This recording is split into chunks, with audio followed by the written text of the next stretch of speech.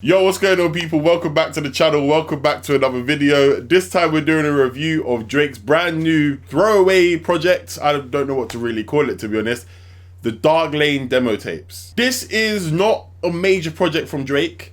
This is more simply just 14 tracks that are basically leaks, throwaways, a couple new tracks in the mix. But if you're like a Drake stan, you'll probably have heard most of these already. For example, 1993 with Playboi Carti is a song that's been out there for time, and now we've got an official version. It's much better. When to Say When, Chicago Freestyle featuring Giveon, of course, Left Foot Up, Right Foot Slide. Listen, I'm not gonna lie, that song for me when I first heard that song was trash. Trash. But I ain't gonna lie to you, there's certain times, yeah, it hits. You know, it was Left Foot Up, Right Foot Slide. You know, it was that, like, listen, I ain't gonna lie to you, sometimes it hits, but for the most part, I still think the song was good in this tape because it allows you just to kind of, it's a throwaway. It will be a moment, but it's a moment that's best left on a throwaway tape. By the way, I forgot to say, we're doing a reaction today. Yeah, it was that. I don't usually do reactions too tough, but I had limited sleep from doing the Young Bane one to this one. So I ain't gonna lie to you, I'm feeling in like a stupid kind of mood. So if this tape bangs, we gonna see something weird going on. Yeah, it was there. Something weird's gonna be going on today. Nah, listen, I'm chatting nonsense, innit? But let's get into the first track. It's called Deep Pockets. Let's go. Listen, that little flute is playing my emotions, bro. I'm playing my emotions heavy. I like it. It's coming in little intricate, you know, little intricate ones. Now we rolling. It was there. Listen, yo, this one. I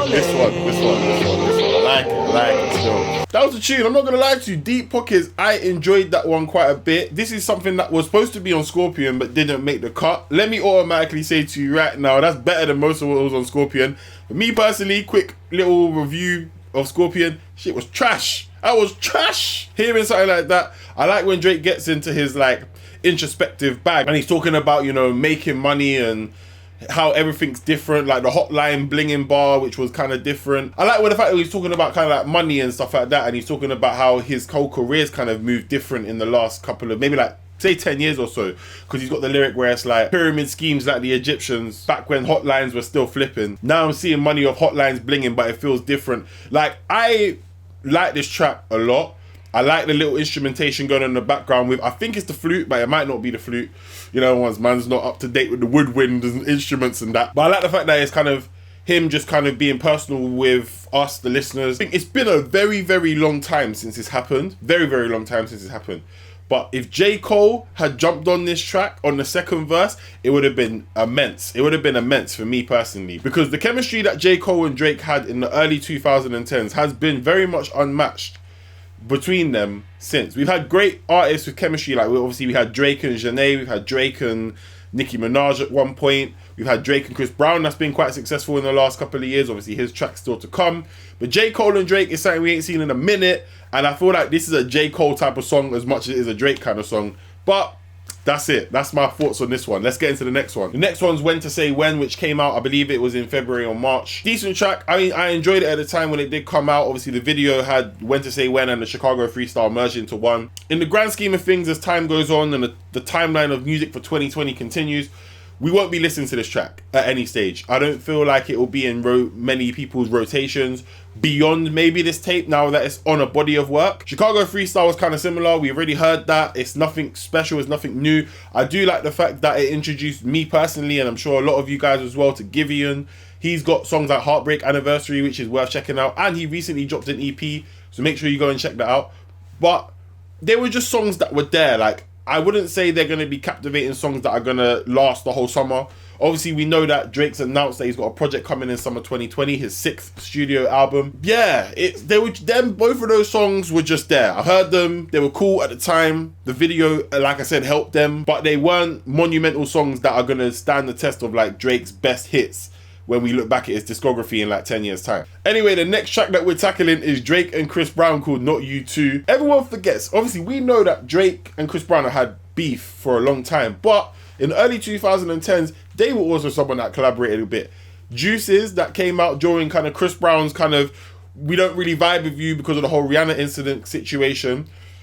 Drake had jumped on the remix of Juices and that song had popped off for a bit. R&B heads still know that song to this day. With No Guidance last year being on Chris Brown's Indigo, we saw the chemistry kind of reignite, because obviously that track with Nicki Minaj Only that came out 2014-15, that wasn't great. They weren't even in the same room to do the video, so I'm not counting that. But No Guidance was good. I'm looking forward to this one. Let's get into it right now. It's not bad, but I like rapping Drake when it's Chris Brown sing, Drake rap. Yeah, what's there? It's simple. Not you, not you, not you. Oh. You saw the reaction. I vibed. I enjoyed. But will I enjoy it in the long run? Maybe not. I don't think it had that special feeling. When I press, like I said, I don't want to keep comparing things to other things that happened in the past. But when you see the same features, you tend to do that. When it came to No Guidance, as soon as it dropped it, I was like, nah. Cheers that you turn for the next whole. I was like, yeah, banger. This one, it's a bit more slower, it's a bit more, not stripped back, but it's a bit more relaxed. It's more that kind of like R&B vibey, the ones where you're supposed to be like that, you know what I mean? The ones where you have to sit back, you have to relax, you know what's there, you can't be moving mad. Chris Brown is basically like the backup singer, you know the ones there, like Drake is here, Chris Brown is like there, going like, yeah, yes. It was a good song, but was it amazing? Probably not. Obviously, the next track is Toosie Slide. Yeah, it is what it is. I feel like, obviously, it was made more for TikTok, and it was a nice way he rolled that out and marketed it, made sure that the TikTok people jumped on it, because right now, TikTok, they're running how we take music and how songs have, you know, become hits. K-Camp was virtually forgotten about in the mainstream music. Shout out to K-Camp fans. But when Renegade came out and that girl, I can't remember what her name is, but shout out her, danced to it. My guy's dropped a full album since then, had a Ari Lennox feature. He's done a lot since then, and that's all from TikTok, you know, that's all from a short dance video. So it's stuff like that that can keep momentum going, and Drake was smart to release Toosie Slide like that. I actually did a video on that, so you can watch that on the channel. I'll leave a link in the description. Desires is another track with Future, and obviously that was kind of the follow-up to Life is Good, which came out at pretty much the start of 2020. And when Desires first came out, I think it was February. I think it was February times. And I weren't really feeling it too tough, you know, but we're in a different environment right now. It's lockdown, you know what I mean? Get some new music and that come through, and I enjoyed it. The next one's called Time Flies. This was premiered on his Instagram around April 7th, 8th, a couple weeks back now anyway. It's pretty much 1st of May. So let's see what this one has to offer. This one sounds like he changed Kiki to TT and then didn't say, did you love me? Do you love me? Baby girl, you know me. You see this Drake, yeah, this type of Drake is a weird one for me, because it's like the whiny Drake. It's like the, I'm lonely, I'm sad, like, come round please. I know that this one ain't for me. Like, I mean, I don't mind the song, but the messages as a package, it's not for me, innit? Like, he ain't sliding outside my house and being like, I'm in the TT. Ain't gonna happen. You know what's there? Because I'll just go outside and be like, yo, we say it, fam. It's alright. It's alright. It's a bit, like I said, whiny Drake, where he's kind of like lustful and lonely. That is not my favorite Drake. That's my least favorite Drake, because it doesn't appeal to me. You know what I'm saying? You know what I mean? Me.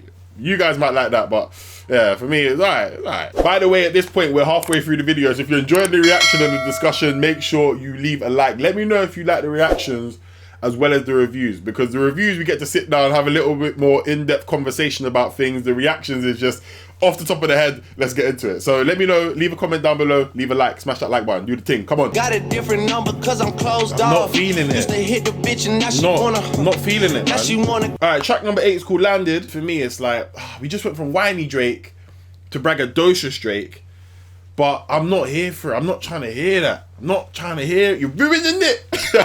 I'm using that 2 for 2, I don't care. You're ruining it. You're just ruining it. Look at my lips, you're ruining it.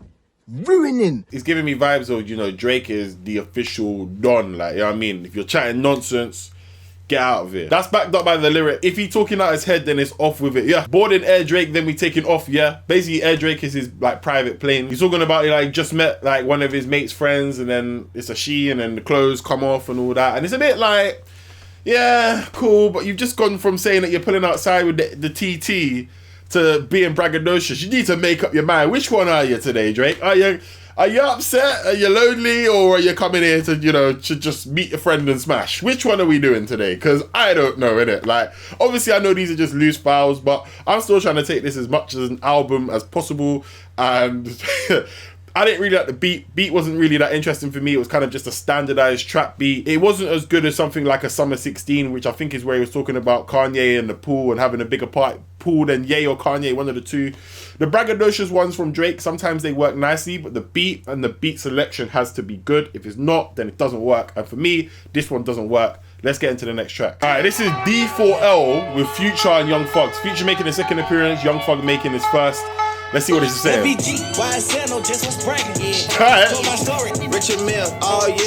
Heaven is. D4L was the group that made Laffy Taffy, which is an old school song from like back in the day, which was decent to be fair. One of them classics. Listen, this for me is probably the best track that we've got so far. Not something that we haven't heard before. It's definitely not. The messages are the same, YSL, blah, blah, brands, like that, whatever. But I don't, it's deep because I like the track, yeah, because of Future and Young Thug. Future and Young Thug, dude, make the track for me. You know what's there? Like the back-to-back they've got on their verses, it works nicely. This is a lot. We went from whiny to braggadocious to trap banger, and this one is a banger. So, D4L right now, as of right now, I don't know what's going to happen by the end of the actual tape itself. This is my favourite cut. This is my favourite cut so far. I'm gassed. I'm actually gassed now. You know what's there? I was getting a bit lost. I was looking at the direction and I was thinking to myself, I don't know where we're going to go from here. But now I see it. Now I'm gassed. Let's get into the next track. Let's go. Before I press play on the track, this is the one where I have seen on Twitter already Carti trending and Drake trending. All because of this one. 1993. When this leak came out, I didn't listen to it because I didn't want to listen to leaks. I don't like leaks because it ruins the song. I want to hear it in its full experience. I'm a bit of a music nerd like that. Do you know what I mean? I want to hear it perfectly. Unless the leak is something I'm never going to hear again, it's one of those situations there. So let's get into this one. This is the first time I'm hearing it. Some of you might be the same. If not, let's see what my reaction is going to be like. Alright, Drake's trying to be... Drake's coming to play with Carti. Drake's gone that way, innit? Drake's gone that way. I don't know.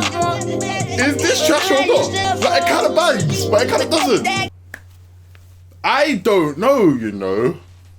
I honestly don't know. I like the first part of Carti's verse, innit? But then when he goes, yeah, or that afterwards, it's like, no, bro, no. Like, you know what? Listen, when I get this, if I'm enjoying something and then you ruin it as the artist, I get annoyed, innit? And it's literally just like, no, why did you do that, fam? Why? Because now you've ruined it. But at the same time, it's a kind of a standardized Pierre Bourne beat. I feel like that wave of music has kind of dropped off a little bit. Like, I don't really hear that many people kind of riding those Pierre Bourne beats like that anymore. I feel like that time is kind of, we're not out of it yet, but the hype and the peak of like the Pierre Carti sound has kind of died a little bit. Obviously, Carti's still doing well. Atme, a lot of people didn't like. I liked it. I thought it was alright. I thought it was decent. It was a bit of a vibe. Like, Whole Lot of Red when it does drop. I think it's like next week or the week after. Whenever it drops in it. Should be interesting. Drake's just talking about respecting the hook. It's a decent track. I feel like if you like Die Lit, you might like this one. But if you're just a standard Drake fan or a standard hip hop fan, you're probably not going to vibe to this. I'll probably play it a couple more times and then keep it moving. But long haul, like if we're talking about like when the album drops in summer, I'm probably not going to listen to this song by then. But for now, for the next week and a half, 2 weeks, I'm here for it. So let's get into the next track. I think that's his dad, you know. Man, that Dennis going for the clout again, you know. Yeah. Okay, that's not. I thought the track was going to be with his dad for a minute. The track is faded out and went to a new track. There was there. Interlude thing. Yo, this song bangs, you know. This song kind of bangs. This is the thing. When Drake's in this bag, it makes sense. I didn't really do too much reacting to that one because I was kind of lost. I was listening to what he was saying, and like I feel like having the dad at the very beginning of the track before it then drops into the track doesn't necessarily work for me. But once he kind of comes in just before the second verse of Drake, it works quite nicely. Drake is a master of kind of talking about things and kind of like talking about one thing but making you think about something else. And I feel like this song might literally be about his relationship with his dad. Because since Drake's dad appeared in the Worst Behavior video, which was 2014, which is a while back now, 13, 14 times. So at least 5 to 6 years, 6 to 7. It's been an interesting relationship. They've been cool, they've done Instagram lives together, because a lot of the extracts from what we hear in the song is taken from an Instagram live they did around the COVID-19 time, like the lockdown time. Like the bars where it's like, it's always you and I without the T and the Y. Obviously, unity, U-N-I-T-Y. Take off the T-Y. You've got unity, or you got you and I. I should say. And it was talking about a bunch of stuff like changed up in the game and stuff like that. He was talking about buying followers, talking about kind of using almost Drake to get clout. I like when Drake kind of, again, he's done it a couple of times in this project, but he kind of sits back and then kind of like addresses everything that's in front of him, sees like, okay, I'm not really liking how these actions are. And by having an interlude with his dad in between, is he talking about his dad? Is he talking about someone else? I don't know, but I thoroughly enjoyed this track, and it's one of those ones where, like, it's quite a long song. It's like it's over 4 minutes, but because you're kind of like listening to what he's saying, and obviously certain things, I'm listening to his first reaction and that, but it's going over my head. But for the most part, when you're listening to these tracks and you're trying to take everything in, you replay the track a couple of times. So D4L was my favorite gas track. I feel like this one might be my favorite, more like chill, introspective, like, let me just think about life and tell you some stuff kind of track. So Drake, listen, there's a few tracks on here that the album better be good. The album better be good, because there's a few tracks on here that I would have been happy to hear on the album. So I don't know what direction man's going to be going with, because we've had Braggadocious, we've had Needy Drake, we've had Lonely Drake, we've had Hype Drake, we've had loads of different ones. But as long as the direction of the album is good in the summer, I'm not mad. But this song was definitely good. Alright, this is From Florida with Love. Shorty wanna thug, ayy, bottles in the club, ayy. Oh, that's a Lollipop remix. Alright, that's it. I'm getting serious, like, Nothing Was the Same kind of vibes. Like, Nothing Was the Same 2 kind of vibes. He shouts out Static Major with the kind of Shorty wanna thug, bottles in the club, which is from Lil Wayne's Lollipop back in 2008. Obviously, Drake and Lil Wayne have their own relationship, and Lil Wayne is a big factor as to why Drake is the man he is today. But good song. It definitely feels like the outro. It feels like this is where we naturally end the tape, because it's left us, the last couple of tracks, I started up here by D4L. I'm kind of like, at this point, just like, oh yeah, we out here. We done. But there's still 2 more tracks left. They're drill sounding ones as well. It definitely feels like a little bit like I'm upset. It's that type of flow. Feels like Nothing Was the Same too, though. It feels like it'd be towards the end of that album. Maybe we're getting, I don't know. The thing is, like I'm saying, we've had so much different vibes from Drake on this tape. I don't know what to expect anymore. So we're just going to keep it moving. We're just going to go into the next track, which is one that I've been waiting to hear, because War, which is the final track, was good in my opinion, but had to grow on me. Because I'm from the UK. We're used to a different side of drill.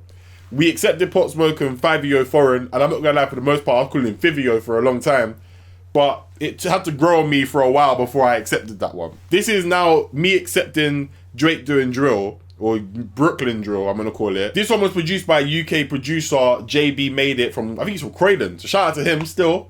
Big shouts to him. I'm not sure. Maybe it'll grow on me. I see what they tried to do. I definitely 100% see what they tried to do with this one.